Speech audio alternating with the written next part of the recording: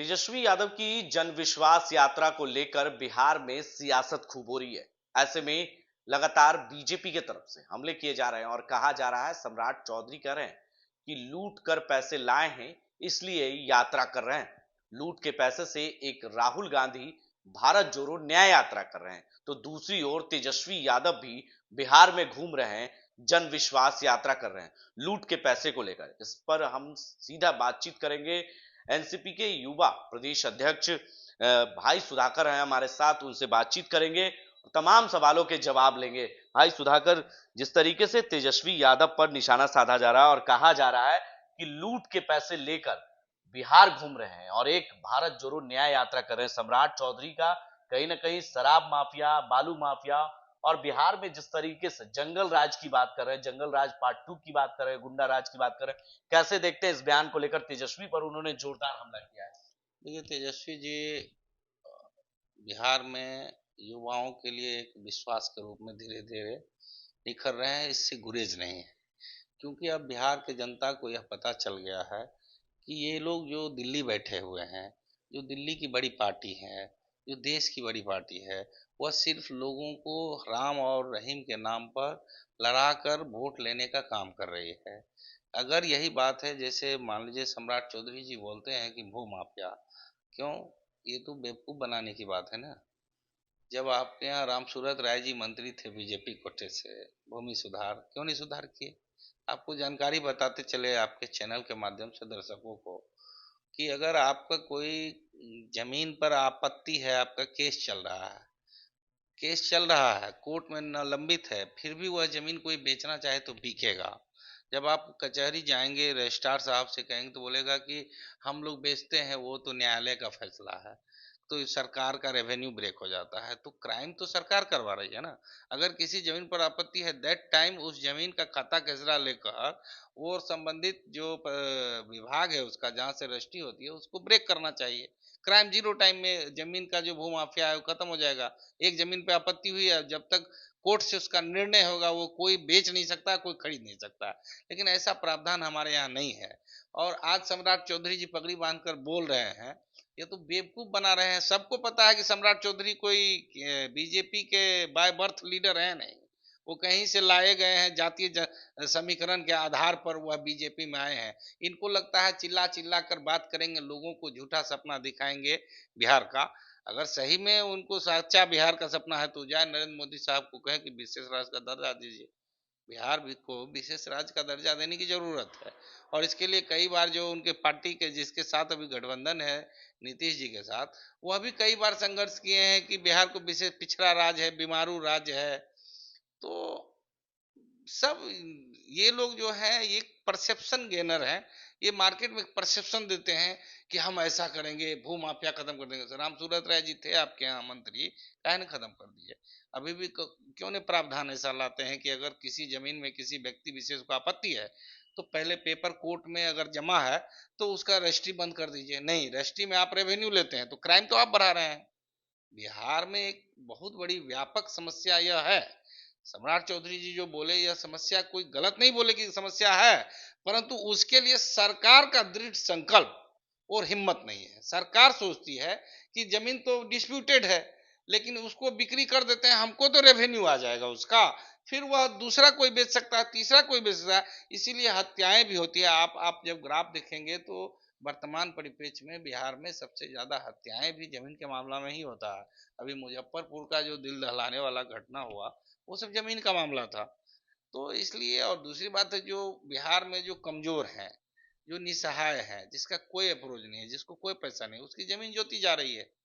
अभी JDU BJP की सरकार है ना, कहें सम्राट चौधरी को 2000 फाइल देंगे हम, बात करें सामने सामने। एक सवाल है सुधाकर जी, कल तेजस्वी यादव ने अपने मन से कहा था कि एमवाई समीकरण के साथ साथ बाप की पार्टी है। बाप का मतलब बहुजन समाज पार्टी, बहुजन और तमाम चीजों को लेकर उन्होंने बताया, उसका उदाहरण भी दिया और कहा कि ये बाप की पार्टी है। उसको लेकर जो है राम सूरत राय ने सीधे शब्दों में कहा कि वो किस ईसाई धर्म से शादी किए हैं, उनको क्या पता है। वो मुजफ्फरपुर की धरती पर गए हैं, जनसभा को संबोधित कर रहे हैं और इस तरह की बात कर रहे हैं, तो वो पहले अपने देख ले कि किस जाति से उन्होंने शादी की है। वो भले सभी समाज को एकजुट करने में लगे हैं, लेकिन वो खुद क्रिश्चियन से शादी किए हैं। अब उन्हें सनातन धर्म याद आ रहा है, पूजा पाठ कर रहे हैं तेजस्वी। अब पंडित को घर में ब्राह्मण को बुला रहे हैं, पूजा पाठ कर रहे हैं। तो इस बयान को कैसे देखते हैं आप? देखिए, जो व्यक्ति कहे, जैसे आपका कहना है कि रामसूरत राय जी ने ऐसा कहा, तो रामसूरत राय जी को ये इतनी क्यूरिसिटी है पॉलिटिकल कि वह कौन किसके यहाँ शादी किया, वह उसका धर्म और मजहब क्या है। इससे तो यह बात तय हो जाता है कि आपका जो प्रोपगेंडा है और बीजेपी का जो पूरे भारत में प्रोपगेंडा है, बस यही है कि कास्टिज्म फैक्टर के आधार पर, धर्म के आधार पर राजनीति करना। वो तेजस्वी जी शादी किससे किए, यह क्यूरिसिटी अगर सबसे ज्यादा बीजेपी वाले को है, तो इसका मतलब जातीय उन्माद फैलाने की आपकी अभिलाषा अभी भी व्याप्त है बिहार में। बिहार जो आज टूट रहा है, बिहार जो आज बर्बाद हो रहा है, उसके पीछे का रीजन तो वही है, जातीय धार्मिक सांप्रदायिक उन्माद। और उसमें बीजेपी के लोग अव्वल नंबर पे आ रहे हैं।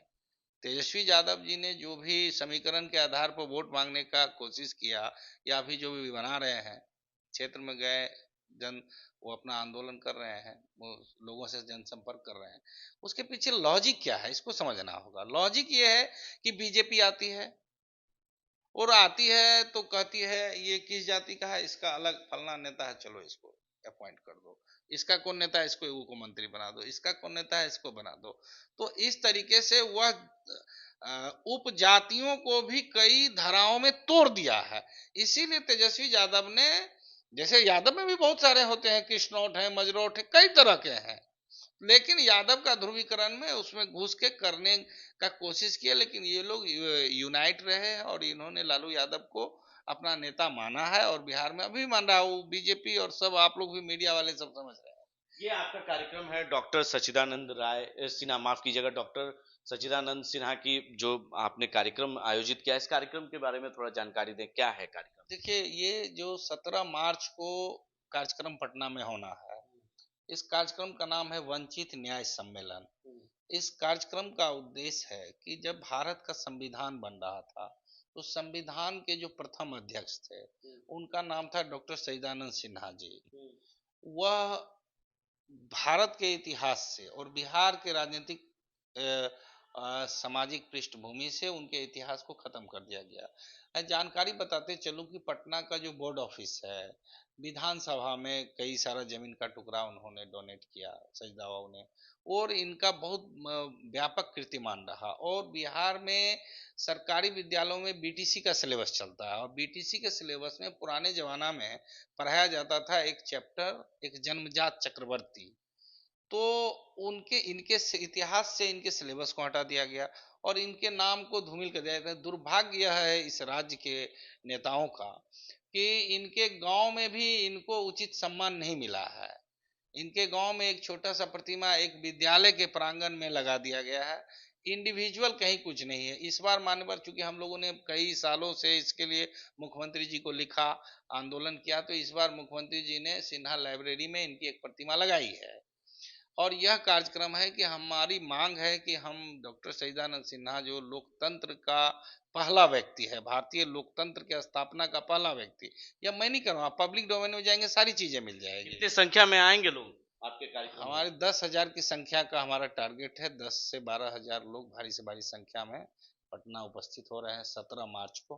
तो देखिए, साफ तौर से कह सकते हैं कि भाई सुधाकर हमारे साथ हैं और उन्होंने साफ तौर से कह दिया कि बीजेपी वो पार्टी है सिर्फ जाति और धर्म के लोगों को बांटने का काम करती है, चाहे वो किसी तरह की राजनीति करना हो, तो बीजेपी इस मामले में आगे है। ऐसे में भाई सुधाकर की ओर से जो है डॉक्टर